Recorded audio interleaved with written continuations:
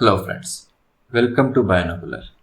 आज अपन lab assistant biology series की फिफ्थ यूनिट जो कि इकोलॉजी और एनवायरमेंटल स्टडीज उसके अंदर उसका पार्ट फर्स्ट देखेंगे। Structure and type of ecosystem, energy flow, biogeochemical cycles and ecological adaptation. So let's get started. सबसे पहले अपन देखेंगे structure and type of ecosystem. इससे पहले कुछ टर्म आइडेंटिफाई कर लेते हैं। What is ecology? Eco means environment and logy means study, to study environment, or to be very specified, to study ecosystem. Study of ecosystem is known as ecology. And what is ecosystem? Ecosystem is interaction between biotic and abiotic components of environment. So the study of interaction between biotic and abiotic component of environment is called ecology, or the system involved in it is ecosystem. तो biotic और abiotic जो components होते हैं उनके interaction और उनके functions की study को इकोलॉजी बोलते हैं, और उसके अंदर जो पूरा सिस्टम क्रिएट होता है उसको इकोसिस्टम बोलते हैं. As we can clearly see in the middle of this picture, middle of this screen, that the entire environment, this is ecosystem, where there is plant, animals and other geological features, and they are interacting with each other for their benefits. So this is an ecosystem. अब इसके अलग अलग components हैं. Firstly, biotic components. All the living components are called biotic components. इसमें mainly they are divided into producer, consumer and decomposer. Producer जो food बनाते हैं, जिसमें plant and algae आते हैं, they make food through the process of photosynthesis. Then consumer जो producer पे dependent होते हैं for their food.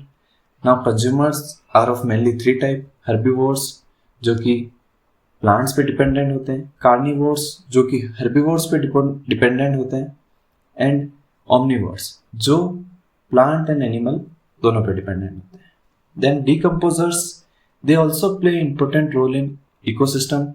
It includes bacteria, fungus. They mainly perform breaking down of organic material.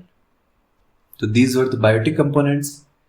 Biotic components में producer, plants and animals, producer, plant and algae, consumer, plant, animals, जिसमें herbivores, carnivores, omnivores, all type of animals, and decomposers जो soil में present होते हैं, bacteria, fungus जो decomposition process का काम करते हैं. ये सारे biotic components में involved होते हैं. Abiotic component में it includes all non-living things. अब non-living things में जो firstly है sunlight.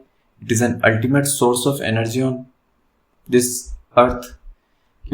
अर्थ पे जितनी भी एनर्जी, जितनी भी लाइफ फॉर्म है वो सनलाइट की एनर्जी से चलती है.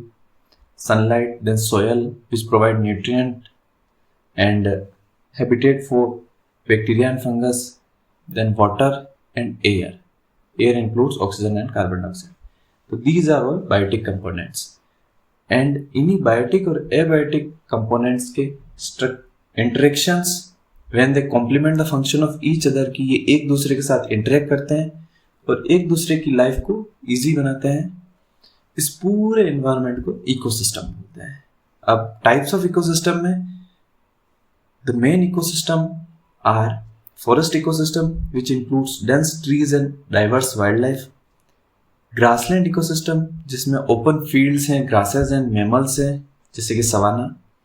डेजर्ट इकोसिस्टम है, ड्राई लैंडस्केप है, एंड स्पेसिफाइड फ्लोरा और फौना है जो कि वाटर स्पेसिफिक होता है due to high temperature and sunlight और वहाँ के एनवायरनमेंट डेजर्ट एनवायरनमेंट की वजह से. And marine ecosystem involves ocean, salt water, coral reef, aquatic life. So this was the structure and types of ecosystem.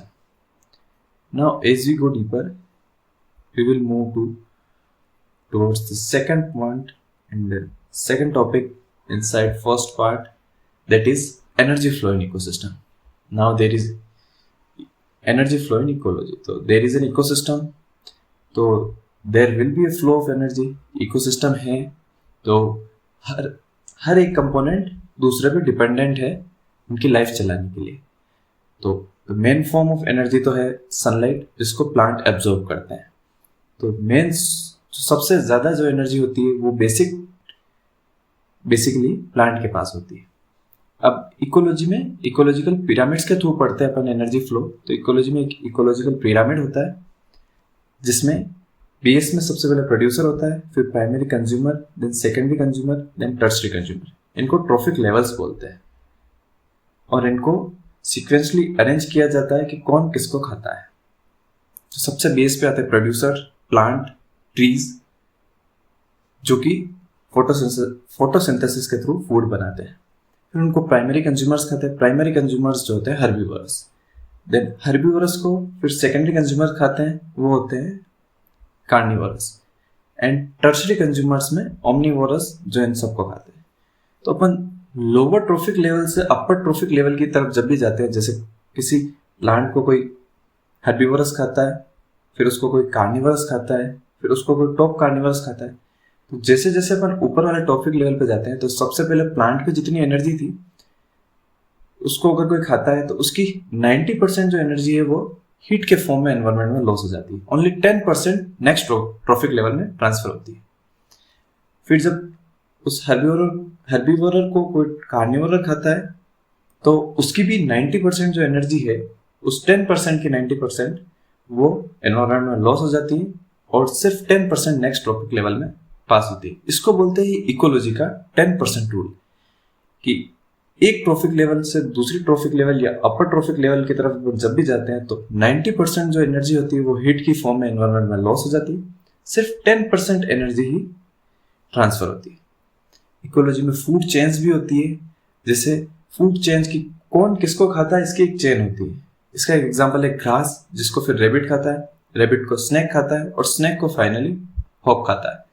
तो grass तो हो गया प्रोड्यूसर, रेबिट हो गया प्राइमरी कंज्यूमर जो कि हर्बीवोर है, देन स्नेक हो गया सेकेंडरी कंज्यूमर जो कि कार्निवोर है, एंड हॉक हो गया टॉप कंज्यूमर जो इन सबको खा सकता है। There is decomposer cycle also, कि जब प्लांट या एनिमल कोई डेड हो जाता है तो उनको ये डीकम्पोजर्स डिग्रेड करते हैं एंड न्यूट्रिएंट बनाते हैं। वो न्यूट्रिएंट सॉइल में चले जाते हैं, फिर प्लांट की रूट्स के थ्रू वो न्यूट्रिएंट फिर से प्लांट्स में जाते हैं, फिर से प्लांट को कोई कंज्यूमर खाता है, कंज्यूमर खाता है, फिर से वो इकोसिस्टम में जाते हैं, फिर से जब प्लांट और एनिमल डेड होते हैं तो फिर से वो लैंड में आते हैं। This is a consumer cycle. Now we move toward the next subtopic, which is biogeochemical cycles. What are biogeochemical cycle? तो इस टर्म को पहले ब्रेक करेंगे। बायो मतलब बायोलॉजी, जियो मतलब environment, physical environment, and chemical cycles मतलब इट इन्वॉल्व्स केमिकल्स। बायोजियोकेमिकल्स ये है कि बायोलॉजिकली इंपॉर्टेंट केमिकल्स हैं वो जो एनवायरमेंट है इसमें कैसे साइकिल होता है, मतलब कैसे कहाँ से वो एंटर होते हैं, कहाँ पे जाते हैं, उनका क्या क्या फंक्शंस है। तो इसमें मेनली अपन 3 साइकिल्स पढ़ते हैं, carbon cycle, nitrogen cycle and phosphorus cycle. Carbon cycle इसमें मेनली कार्बन और नाइट्रोजन साइकिल है। तो कार्बन और नाइट्रोजन एनवायरमेंट में प्रेजेंट होते हैं एंड जो फॉस्फोरस है वो सॉइल में प्रेजेंट होता है और in the form of rocks present होता है। तो प्लांट एनवायरमेंट में CO2 एब्जॉर्ब करते हैं फोटोसिंथेसिस के थ्रू एंड उसको ऑक्सीजन में कन्वर्ट करते हैं एंड रेस्पिरेशन में ये CO2 रिलीज करते हैं। फिर से प्लांट एटमॉस्फेयर में जाती है, उसको दूसरे प्लांट एब्जॉर्ब करते हैं। वो जब डेड हो जाते हैं तो ये डिकम्पोजर्स होते हैं, उसको सॉइल में डिग्रेड कर देते हैं। फिर सॉइल से फिर से वो एब्जॉर्ब अलग अलग कार्बन फॉर्म में एब्जॉर्ब होती है, फिर से प्लांट्स के थ्रू रेस्पिरेशन में एटमॉस्फेयर में जाती है। तो ये साइकिल चलती रहती है कार्बन साइकिल में। नाइट्रोजन साइकिल में जो प्लांट में नाइट्रीफाइंग बैक्टीरियाज प्रेजेंट होते हैं, nitrogen fixing bacterias mainly rhizobium, Frankia, जो अलग अलग प्लांट की रूट में प्रेजेंट होते हैं, तो वो एटमॉस्फेयर की जो फ्री फ्रॉम नाइट्रोजन है उसको नाइट्रोजन फिक्सेशन के थ्रू अमोनिया में कन्वर्ट करते हैं एंड अमोनिफिकेशन भी होता है जिससे डेड और डेब्रीज होते हैं उनसे डायरेक्ट अमोनिया बनता है। फिर इस अमोनिया से नाइट्रिफिकेशन बनता है, नाइट्रेट बनते हैं। ये नाइट्रेट प्लांट की रूट्स एब्जॉर्ब करती है और उनको यूज करती है। फिर से जब ये खत्म हो जाते हैं तो ये जो नाइट्रोजन है इसका डीनाइट्रिफिकेशन होता है, डिग्रेडेशन होता है, और ये नाइट्रोजन फिर से एटमॉस्फेयर में रिलीज हो जाती है। तो ये नाइट्रोजन साइकिल थी। इसको mainly bacterias, nitrogen fixing bacterias run करते हैं। फॉस्फोरस साइकिल में ऐसा है कि फॉस्फोरस साइकिल रॉक्स और इनके डिग्रेडेशन से सॉयल रिवर के through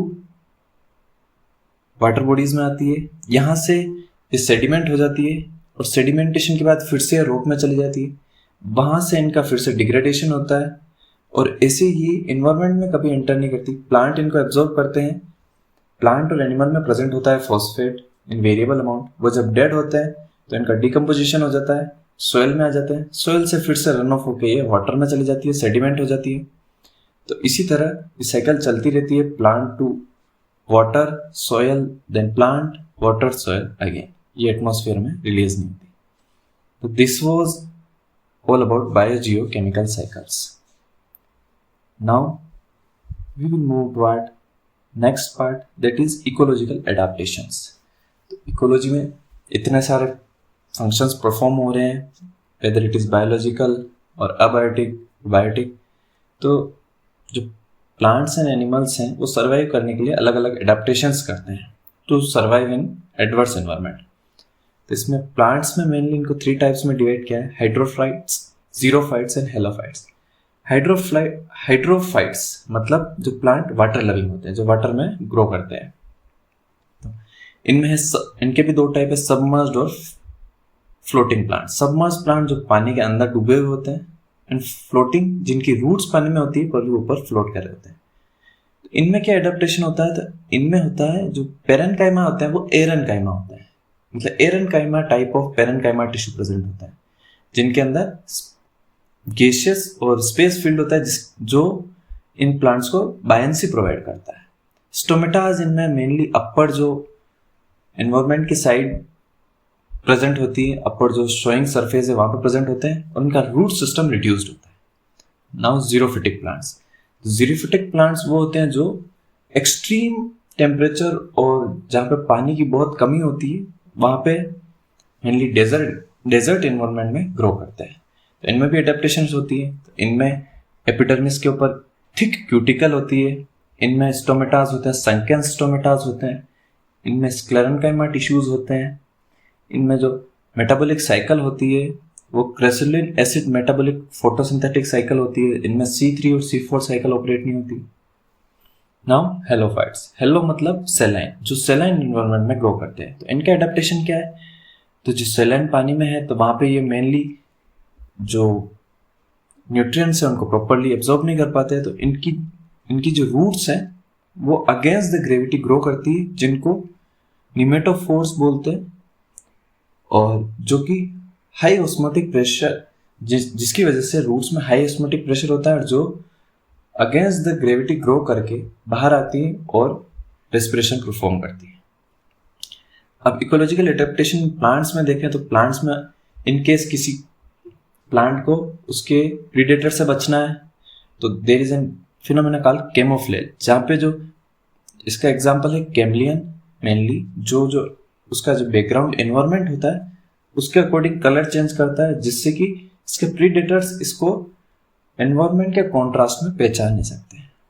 then others are migration. तो there are some migratory birds and animals जो अलग अलग लोकेशंस पे माइग्रेशन करते हैं। It can be immigration and emigration, बाहर से नेचुरल एनवायरनमेंट में भी आ सकते हैं और नेचुरल जो हैबिटेट है वहां से बाहर भी जा सकते हैं। And summer sleep and winter sleep. Summer sleep is called estivation and winter sleep is called hibernation. So these were ecological adaptations, and this was all about structure and type of ecosystem, energy flow, biogeochemical cycle, and ecological adaptation inside the ecosystem in ecology. Thank you for watching. Please like, share and subscribe.